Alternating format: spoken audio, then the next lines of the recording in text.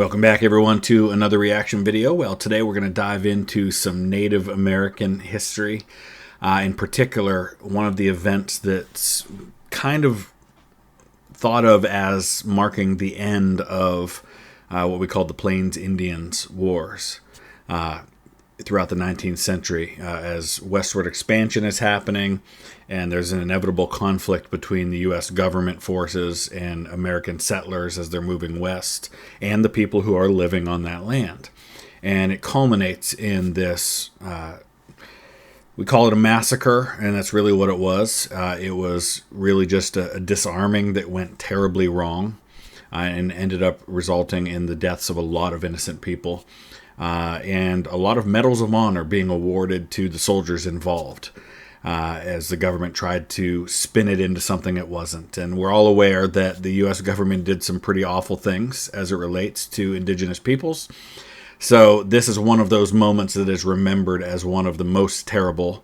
And there's a lot to talk about with this. So today we're actually going to be taking a look at a channel I don't believe I've ever done a reaction to before. It's called Forgotten History. They've got just over 500,000 subscribers. And I haven't watched the video, but I was reading through the comments, and it seems like it's been received pretty positively as far as the content goes. So I think we'll definitely be able to learn some things here, and hopefully we can all take away something from this we didn't know before. I want to give a thanks to Pavel, and I hope I pronounce this right. My Czech is not fantastic, but Kristinice in the Czech Republic. Thank you so much, Pavel, for your support. Hopefully we'll get to meet when I'm there in the Czech Republic next spring. All right, let's dive into this video.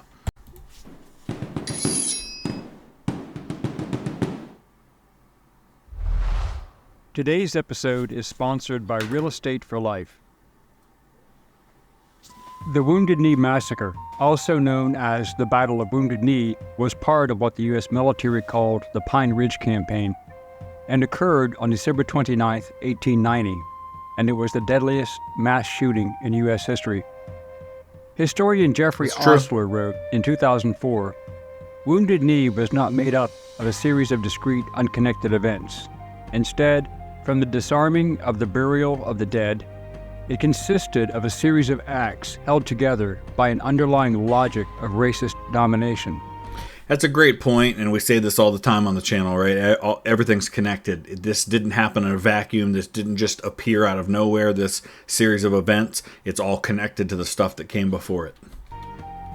The end result was around 300 Lakota Sioux, half being women and children, murdered by soldiers of the United States Army.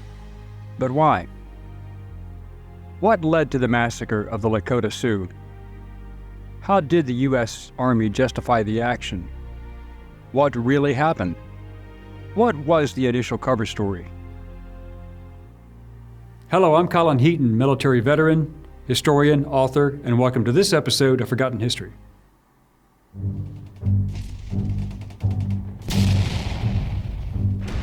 So I guess before we even dive into this, we should kind of break down the use of this word massacre, because it gets used a lot, and in some cases it's justified and definitely applicable. In this case, definitely applicable. Other times, maybe a little grayer. You know, Boston Massacre, 5 people killed. That was much more about propaganda and spinning something to make it sound much worse than it was. Obviously, it was terrible for the 5 people that were killed, but it wasn't really a massacre on the scale of something like My Lai or Malmedy, which both took place during wartime, and then this, which is really not during a wartime, even though the U.S. military tried to spin it as being part of a military campaign.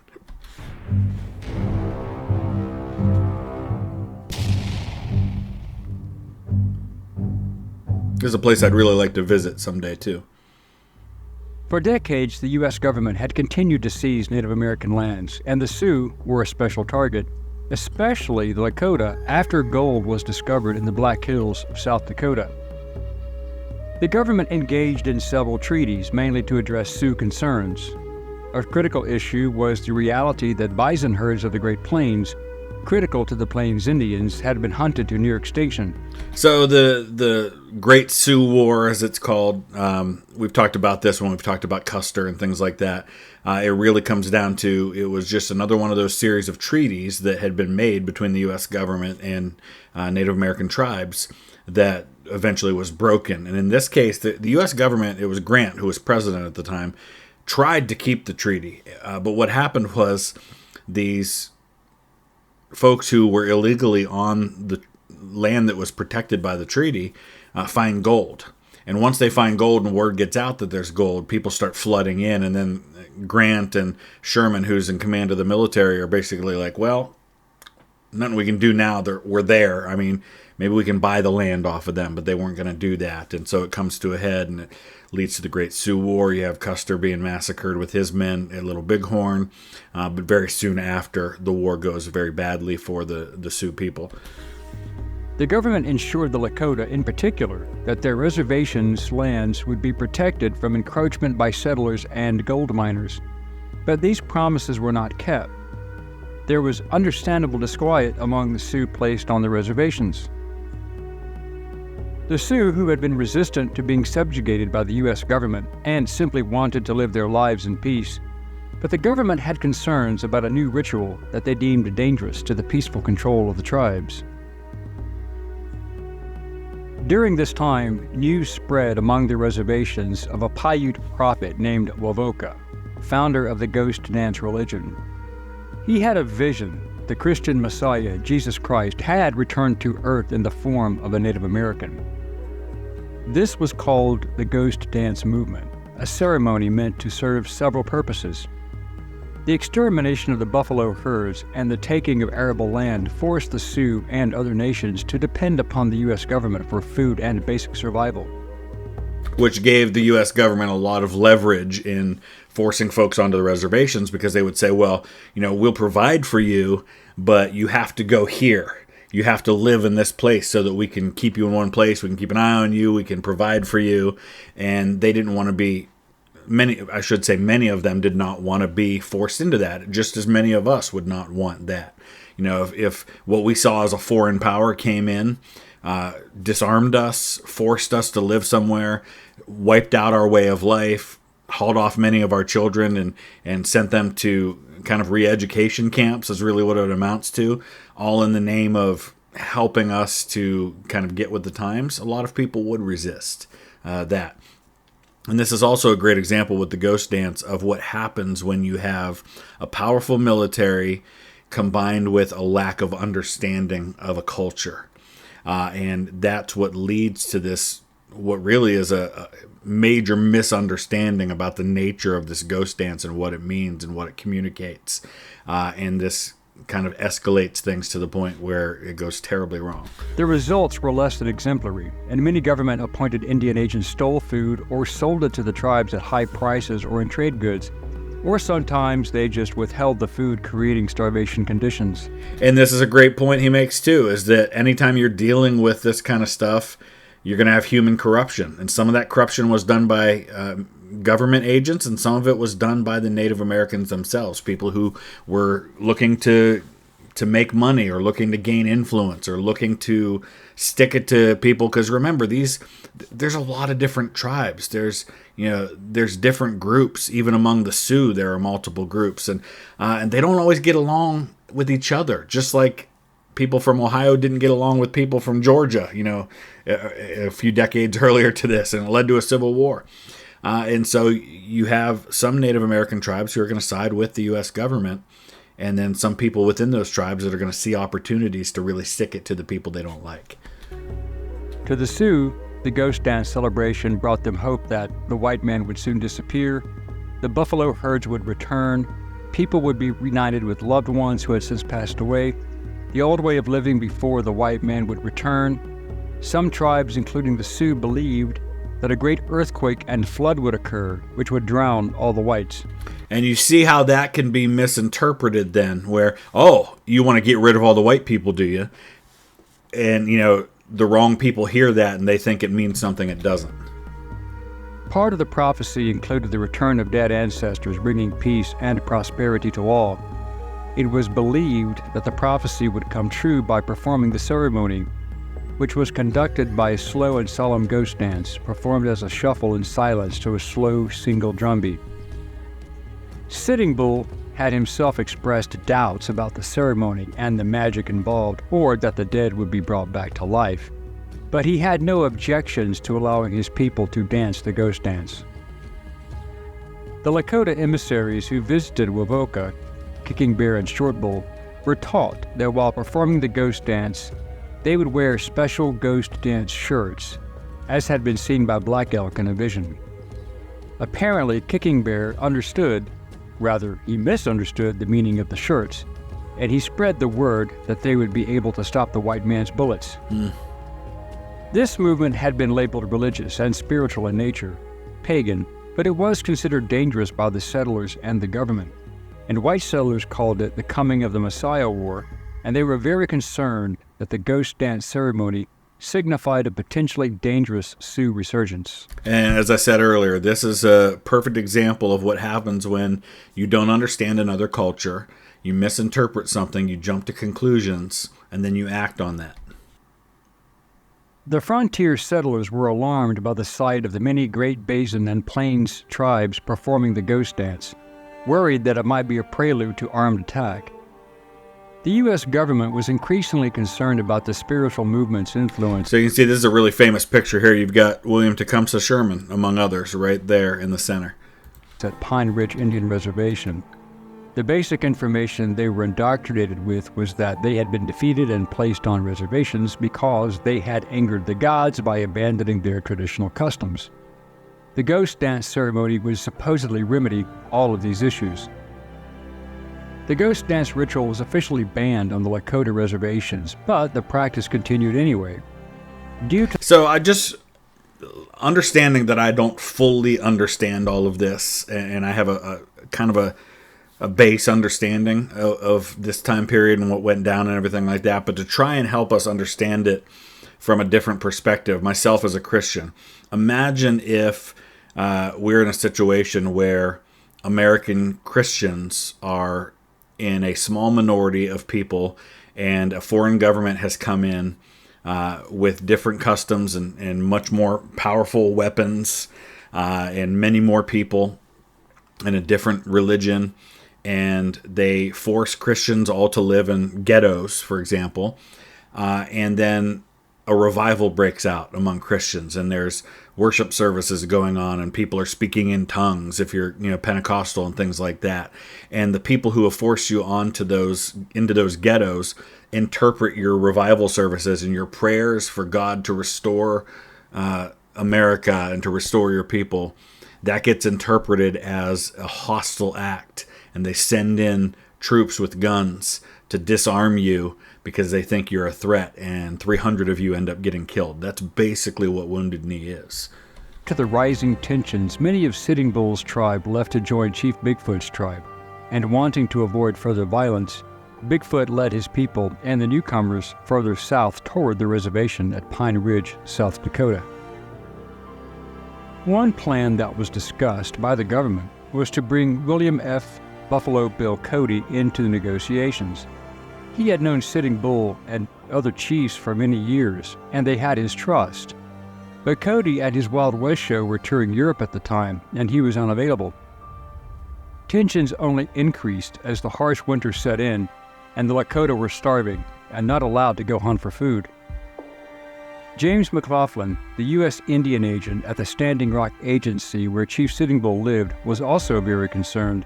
Being heavily outnumbered by Lakota, he ordered several of the chiefs taken into custody to be held as hostages, including Sitting Bull, and he hoped that these influential leaders could persuade their people to abandon their Messiah craze. So I want to take a minute and just look at the map and help us to understand where all of this is happening. So we're looking here at a map of South Dakota. If I zoom out a little more, you can kind of see that better. Where this marker is, that's where the Wounded Knee Massacre is going to happen. It's right on the border of Nebraska and South Dakota. You've got the Standing Rock Reservation up here, Cheyenne Reservation here. Here's the Black Hills right here, which is where a lot of the tension comes about. If you go a little further over here, you're going up into the area where the Little Bighorn battle was fought, things like that. You have the Crow Indian Reservation over there. Rosebud Reservation's here, and this is the Pine Ridge Reservation, and Wounded Knee is down here in the southwest corner of Pine Ridge. The report stated, on December 15, 1890, 40 Native American policemen arrived at Sitting Bull's house to arrest him, but he refused to comply. The police resorted to using force, enraging the Lakota members. I think some of these clips we're seeing that are put with a black and white filter are from the movie Bury My Heart at Wounded Knee. One Lakota, Catch the Bear, fired his rifle and shot Lieutenant Bullhead, who then fired his revolver, hitting Sitting Bull in the chest, and tribal police officer Red Tomahawk shot Sitting Bull in the head. Sitting Bull died between 12 and 1 p.m., and afterward over 200 members of his Hunkpapa band escaped from Standing Rock to join Chief Spotted Elk, later known as Bigfoot, and his Minneconjou band at the Cheyenne River Indian Reservation. What later came out was that Sitting Bull agreed to come with the police and asked that his horse be saddled while he dressed. Meanwhile, a large group of ghost dancers gathered outside the cabin, and when Sitting Bull and the police stepped outside, one of the dancers shot Lieutenant Henry Bullhead. Bullhead pulled his gun and shot back at the dancer, but accidentally shot Sitting Bull instead. Another policeman, Red Tomahawk, then killed Sitting Bull with a shot to the head. And so you can see how an event like this feeds into the idea that the ghost dance is violence. It's an act of rebellion against the authorities. Because this was one of those things that did not help the situation. When you've got a really tense situation already and somebody makes a mistake like this, and I mean, I'm downplaying it to say it was a mistake. It ended up causing the death of someone who was revered by these people. And it's only going to inflame tensions on both sides even more. 6 police and 7 Lakota were killed in the exchange of gunfire. The two reports are similar, but there are some differences. Following this event, Spotted Elk and his band, along with 38 Hunkpapa, then left the Cheyenne River Reservation on December 23rd to join Red Cloud at the Pine Ridge Indian Reservation. In response to what was perceived as a growing rebellion, the orders were then issued to the Army to control the Sioux and stop their independence movement, as well as disarm them. All the chiefs were named in the arrest orders. Bigfoot himself was unaware that there was an arrest warrant for him, and being old and suffering from pneumonia, he had no intentions of fighting and carried a white flag which they planted as his people set up camp. On December 28, 1890, Major Samuel M. Whiteside led a detachment of the U.S. 7th Cavalry and met... Yes, the same 7th Cavalry that was led by Custer into the Little Bighorn battle, and the same 7th Cavalry that'll fight at the Valley of Ia Drang.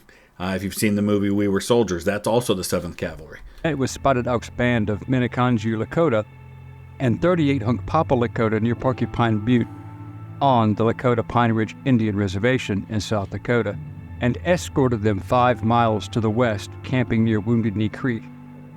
John Shangru, a scout and interpreter who was half Lakota, advised Whiteside, "Do not disarm the Lakota immediately, as it would lead to violence." The rest of the 7th Cavalry Regiment, commanded by Colonel James W. Forsyth, arrived the next morning, on December 29th, bringing the numbers of soldiers to 500, and they surrounded the encampment, where there were 230 Lakota men and 120 women and children. Forsyth also brought 4 M1875 Hotchkiss mountain guns covering the troopers who were to disarm the Sioux. Forsyth then ordered the Lakota to surrender all weapons and the immediate removal of the Lakota from the zone of military operations to awaiting trains. Remember, we've already talked about how there's been misunderstandings and there have been escalations and there have been things that have happened on both sides that have led to people not really fully grasping what was going on, and that's what's going to happen here too. Is there's going to be a combination of mistrust on both sides, with misunderstanding and horrible turns in all of this. Soldiers searched and confiscated 38 rifles, not including those taken from the Lakota. None of the old men or women were armed, but a medicine man named Yellowbird allegedly harangued the young men who were becoming agitated by the search, and the tension spread to the soldiers. As the story goes, a deaf tribesman named Black Coyote, who did not speak English, was either reluctant to give up his rifle or did not understand the command, and he apparently resisted, claiming he had paid a lot for it. Then, during this event, which, on the surface, seems like a perfectly rational combination of things, and this is why it's so important. You don't send 500 soldiers to surround a village and say, we're taking all your guns, and then expect it to go well. Yellowbird began performing the ghost dance, and he told the men that their ghost shirts were bulletproof. During the process, one of the Indian scouts told the soldiers, "Black Coyote is deaf," and when the soldier persisted, he said, "Stop, he cannot hear your words." At that moment, 2 soldiers seized Black Coyote from behind, and in the struggle, his rifle fired. All it takes is one person to make one wrong move in a tense situation like this, where there's all kinds of misunderstanding and distrust on both sides, and something as simple as a gun going off. Was it on purpose? Was it by accident? In the end, does it matter? It's the same result. Then, according to the Army, Yellowbird then threw some dust in the air, and approximately 5 young Lakota men with concealed weapons threw aside their blankets and fired their rifles at Troop K of the 7th. After this initial exchange, the firing became indiscriminate. After Black Coyote's rifle went off, the soldiers, being already anxious, started shooting, most who had already been disarmed, killing most, including Black Coyote. What occurred next was as confusing as anything could get. The shooting by the soldiers was at close range, and all were in the open, and most of the Sioux men were killed or wounded without having a chance to return fire. And if you kind of think about, if you're one of these 7th Cavalry soldiers, that's who you're going to go for first. You're going to go for the young men. You're going to go for the ones that seem like they're the greatest threat. But a lot of people are going to get caught in the crossfire when you have chaos and screaming and everything like that. And I guarantee a lot of the women and children who were killed were probably caught in the crossfire, but I'm also sure that some of it was done deliberately. Some of the Sioux ran to take back their confiscated rifles and started firing back on the soldiers. At that point, what are you going to do? Bigfoot was among the first killed, and his corpse lay in the snow for 3 days before being tossed into a mass grave. So unfortunately, the reality is on YouTube that if you want your video to be seen by people, you have to censor things like this. Otherwise, you get age restricted, you get demonetized. But I would encourage you to go and look at the actual photos that were taken in the aftermath of this. During the brief initial firefight, the soldiers manning the Hotchkiss guns fired into the camp where the women and children were hiding. It would appear that many of the soldiers killed and wounded were hit by friendly fire from the Hotchkiss guns. Yeah. The surviving women and children ran from the killing zone to seek protection in a nearby ravine, jumping into the ditch. Then military discipline among the soldiers disintegrated. Officers could not control their men as they chased down the survivors on horseback over several miles and killed them. Then some soldiers went around killing the wounded laying on the ground. The entire event lasted less than an hour, and the estimates on the killed and wounded vary widely from at least 150 Lakota killed and 50 wounded to nearly 300 having been killed or wounded. Then a snowstorm arrived, becoming a blizzard that prevented an immediate search for dead, wounded, or survivors who fled. Just left them out there. Reports indicate that the soldiers loaded 51 survivors, 4 men and 47 women and children, onto wagons and took them to the Pine Ridge Reservation. Army casualties numbered 25 dead. In fact, 25 soldiers had died at the scene and 39 were wounded, with 6 of the men dying later of their wounds. The soldiers managed to find the bodies of the women and children up to 3 miles from camp. On January 1st, 1891, after the 3-day blizzard had passed, the soldiers dug a mass grave, filled it with the bodies they had recovered. Civilians were also hired to help. Some of the dead Sioux's relatives had already recovered some of them. 4 infants were found still alive, wrapped in their deceased mother's shawls. The numbers were 84 men. I wonder what happened to those infants, assuming they survived. I'd be curious to know their identities and what happened in their lives later after that. 44 women and 18 children killed on the field, while at least 7 Lakota were mortally wounded. Many soldiers looted the dead and took souvenirs, such as ghost dance shirts. Many were later sold as trophies. According to the report filed by General Nelson A. Miles, a scuffle occurred between one deaf warrior who had a rifle in his hand and 2 soldiers. The rifle was discharged and a battle occurred. Not only the warriors, but the sick, Chief Spotted Elk, and a number of women and children who tried to escape by running or scattering over the prairie were hunted down and killed. So I will say this. I'll give credit to Nelson Miles for putting that down on paper, for acknowledging that, listen, these were women and children. They were running, they were escaping, and they were hunted down and killed. He didn't try to cover it up. He didn't try to hide it. The fallout from the event was expected almost immediately due to the bad press that the Army expected to receive, so the government went into full damage control. So what are the things you do? I think back in 1879, just a few years before this, in South Africa, you have Island Luwana, which is this massacre of British soldiers at the hands of the Zulu. And so they give out all of these between that and Rorke's Drift, they give out all of these Victoria Crosses for bravery so that people focus on that instead of on the disaster that happened. And so the same thing happens here. You're going to call it the Battle of Wounded Knee, not the Wounded Knee Massacre. Make it sound like it was a pitched battle between 2 opposing military forces. Give out a bunch of medals of honor for heroism and praise the soldiers for doing their duty. Investigation was launched soon afterward, and eyewitness accounts confirmed that Black Coyote's rifle fired when he was seized from behind by the soldiers. Statements were gathered from survivors on both sides.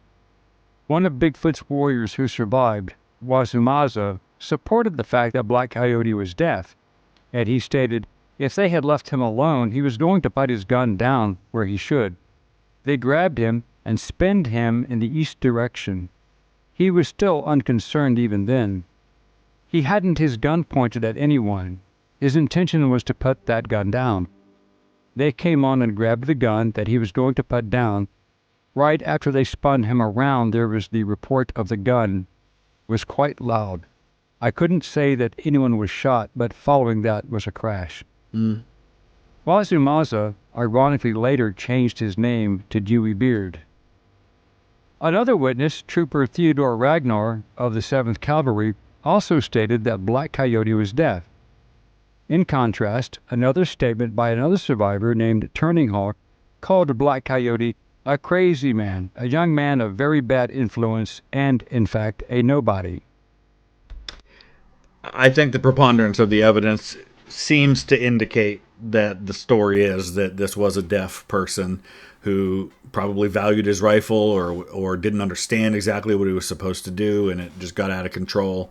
And then it just, when people are on edge, all it takes is a little bit to push them over the edge. Many historians believe that the soldiers of the 7th Cavalry were intent upon taking revenge for the regiment's defeat at Little Bighorn in July. See, I don't think I would go that far. There was plenty of opportunity to do that in the aftermath of Little Bighorn, to wait 14 years and then say, oh, here's our chance for revenge. Now, I think it really was what it's been described as. It's a misunderstanding. It's a ratcheting up of tension. And when that shot went off, nobody was thinking.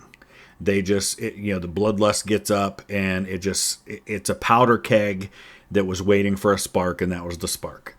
July 1876, and the death of George Armstrong Custer. That may be true, but there is no confirmed evidence. I don't think it is. Another voice was heard from former Pine Ridge Indian agent Valentine T. McGillicuddy, who was asked by General Leonard Wright Colby, commander of the Nebraska National Guard, to provide his opinion of the Army response to the ghost dance movement. Following is an excerpt from his letter dated January 15th, 1891. So this is a couple of weeks after the events. As for the ghost dance, too much attention has been paid to it. It was only the symptom or surface indication of a deep-rooted, long-existing difficulty, as well as treat the eruption of smallpox as the disease and ignore the constitutional disease. As regards disarming the Sioux, however desirable it may appear, I consider it neither advisable nor practicable. I fear it will result as the theoretical enforcement of prohibition in Kansas, Iowa, and Dakota. You will succeed in disarming and keeping disarmed the friendly Indians because you can, and you will not succeed with the mob element because you cannot. If I were again to be an Indian agent and had my choice, I would take charge of 10,000 armed Sioux in preference to a like number of disarmed ones, and furthermore agree to handle that number or the whole Sioux nation without a white soldier. Respectfully, etc., V.T. McGillicuddy. He makes a great point there. The people who were armed were obviously not fighting. They were not actively using those weapons to go after the government or murder settlers or anything like that. So all you were doing was making an unnecessary action that was only going to lead to horrifying results like what happened. Colonel James Forsyth was held personally responsible and removed from command by General Miles, who was disgusted that Forsyth had approved of the brutal killings of innocent women and children. So, just as an aside here, you'll notice that pretty much every one of these pictures he's been showing, he's called these people major or colonel, but almost all of them have had a brigadier general's star on their uniform. And there's a couple of reasons for that. And I think in these cases, what we're dealing with are people who ended up rising to the rank of brigadier general in the American Civil War, which was a volunteer army of 1 million men. And then in the aftermath, in the peacetime army, people revert to their peacetime ranks. And so a lot of these guys who were brigadier generals in 1865, in 1890, they're majors and colonels. Or it could be a situation where the photo we have of them came later when they were eventually promoted higher. So I think he's referring to them by the ranks they had at the time these events unfolded. This was especially true when it was proven that many of the Lakota were unarmed. Forsyth, in performing personal damage control to save his career, rewrote his after-action report, praising his troops for their courage in the face of religious fanaticism. The Army held a court of inquiry, but not a court-martial, which was convened by General Miles with a board of general officers. So basically, we're going to look into this, but we're not doing it in such a way that any punishment's going to be given out, as I think the way a court of inquiry versus a court-martial would be. Criticized Forsyth for his tactical dispositions, but otherwise exonerated him of responsibility. Forsyth was later reinstated and became a major general, and Miles opposed his promotions along the way, convinced he was a murderer. Good for Miles. The government added insult to injury when it awarded 19 soldiers the Medal of Honor specifically for Wounded Knee, and 31 others also awarded the Medal of Honor for the entire campaign based upon Forsyth's report. Today, the site of the massacre has the Wounded Knee National Historic Landmark and is designated a National Historic Landmark by the U.S. Department of the Interior. So as I mentioned a little while ago, I would like to visit this site at some point in the next year or two. My understanding is that the folks on the reservation there can be a little leery of people showing up at the site. There's still some mistrust there.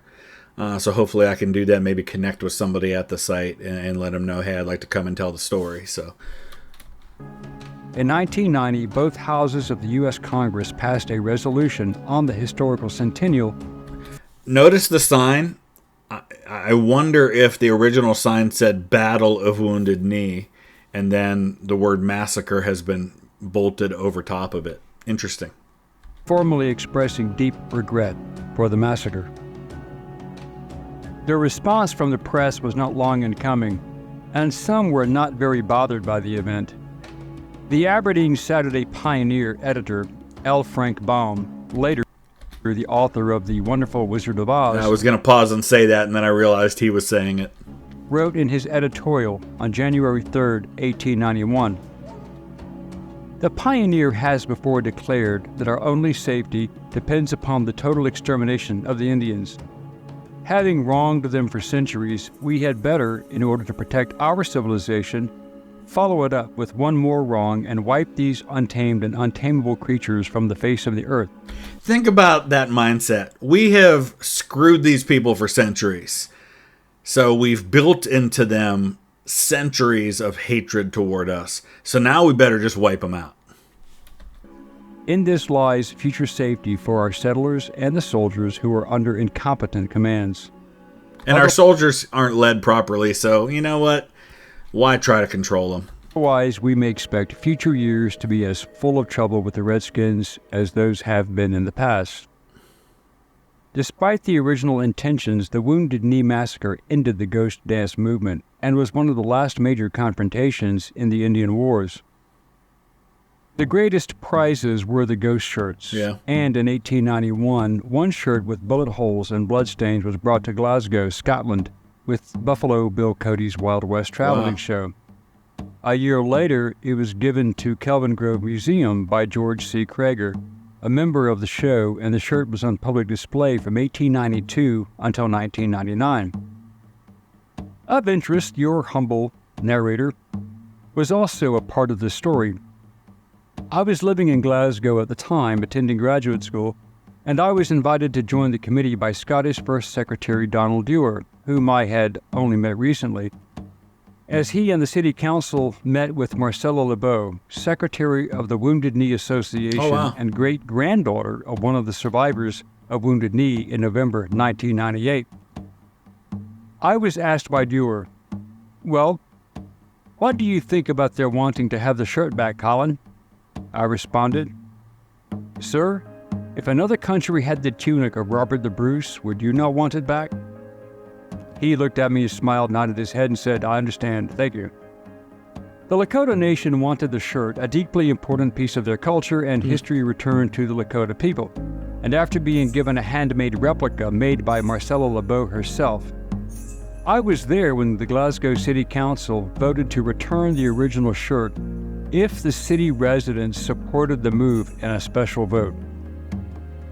It's fair. After LeBeau and the other Lakota tribal representatives made their case, and then the committee went into deliberation, I spoke with Marcella LeBeau and learned more from her about the shirt and its significance, which I did not know much about before. Marcella said, "This will bring about a sense of closure to a sad and horrible event. Now healing can begin." The committee came back and said they would put it to the people of Glasgow to make that decision. Having lived in Glasgow for almost 4 years, I was very impressed with the response from the public. Listen, Glaswegians, obviously I'm a little biased. I have deep family ties to Glasgow. The people agreed. They decided that the shirt should go home. Good. After the repatriation ceremonies, the shirt was stored at the Museum of the South Dakota State Historical Society. A celebration was held at Eagle Butte on August 1st, 2009 to commemorate the 10th anniversary of the return of this Ghost Dance shirt. In 2018, Marcella LeBeau expressed her desire for the shirt to be moved to the Cultural Center of the Cheyenne River Sioux Tribe at Eagle Butte. Thanks for watching today's episode of Forgotten History. If you like this episode, please consider becoming a channel member or joining our Patreon page. All right, that was really good. I learned a lot. I thought it was handled well. I thought he did a great job presenting all of it, and like I said, learned some things, and I definitely want to know more. This is a period of American history that I think people avoid because of the understandable stigma attached to these things. But listen, we can, I'm an American. I'm proud of my country, but I can also acknowledge my country is far from perfect. And the way that these indigenous peoples were treated was terrible. And we can acknowledge that, and both things can be true. And I think we can't fix what happened, but we can at least do what we can to make sure that the history gets told properly, and learn from these people. This is the oldest part of American history, is these people who were here before Europeans came. And so anything we can learn about it, it's great. And so I definitely hope to get out there and visit some of these sites and to be able to tell some of these stories. So thanks for watching. We'll see you again soon.